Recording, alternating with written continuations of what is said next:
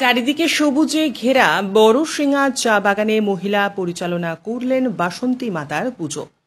বড়শিঙা দুর্গা মণ্ডপে হচ্ছে মায়ের আরাধনা।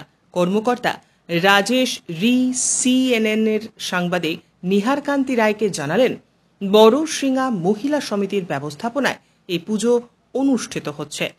চাঁদা তোলা থেকে সবকিছু মহিলারাই করেছেন। তাদেরই অক্লান্ত পরিশ্রমের ফলে এই পুজো সার্থক হয়েছে। আয়োজক কমিটির সভাপতি রীনা মুন্ডা জানালেন, তাদের বাসন্তী পুজো এবার 3 বছরে পা দিল। মাতা দুর্গা হচ্ছেন নারী। সেই নারীদের মধ্যে যাতে শক্তির জাগরণ হয়, সেজন্য দেবী মায়ের আরাধনা করছি।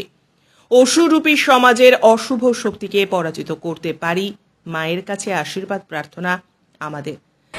আমরা অনেক জায়গায় গিয়ে চাঁদা কালেকশন করে এবং সব মহিলারা মিলে অনেক জায়গায় গিয়ে আমরা চাঁদা কালেকশন করেছি এবং আমরা অনেক দিন থেকে এই পুজোর জন্য অপেক্ষা করে থাকি। এটাই। আর আমরা আশা রাখছি আগামীতেও আমরা অনেক। সাধারণ সম্পাদিকা সুজাতা রি বলেন, আমাদের পুজোর বৈশিষ্ট্য হচ্ছে কুমারী পুজো, ছিল যজ্ঞানুষ্ঠানও। মহিলা কমিটির সেক্রেটারি। আচ্ছা, আপনি বলুন এবারের পুজো আপনারা কিভাবে আয়োজন করেছেন? এই পুজো আমরা নিজের গ্রামে তো আমরা চাঁদা কালেকশন করি। নিজের গ্রাম ছাড়াও আমরা বাইরে গিয়ে মানুষের কাছে আমরা আমাদের চাঁদা কালেকশন করি। আর আমাদেরকে বহুত মানুষের সাহায্য করে, উৎসাহ দেয় এই পূজা করার জন্য। পুরুষরা আপনাদের এই চা বাগানের পুরুষরা কিভাবে সহযোগিতা করেন? এই পুরুষরা আমাদেরকে বহুত কিছু কাজে সাহায্য করে। ওরা সবসময় আমাদেরকে আগে বাড়িয়ে। কয়েকজনের নাম বলবেন যারা একেবারে আপনাদের সঙ্গে সমভাবে কাজ করছেন এই পুজোকে সার্থক করে তুলতে?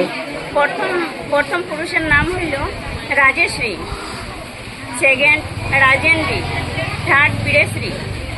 ওনারা আপনাদের সহযোগিতা করছেন। হ্যাঁ, আর বাইরে থেকে আবন নাগবংশী, তারপরে বাইরে থেকে আসে আমাদের চাঁদখিরা থেকে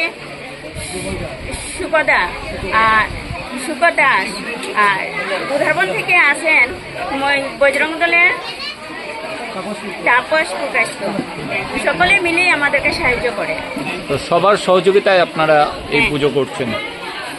তো আজ মহানবমী, এরপর আপনাদের কি অনুষ্ঠান আছে? এখন কুয়ারি পূজা আমাদের হয়েছে। কুয়ারি পূজার পরে আমাদের যজ্ঞ অনুষ্ঠান শুরু হবে, আর যজ্ঞ অনুষ্ঠানের সাথে চলবে মহাপ্রসাদ বিতরণ।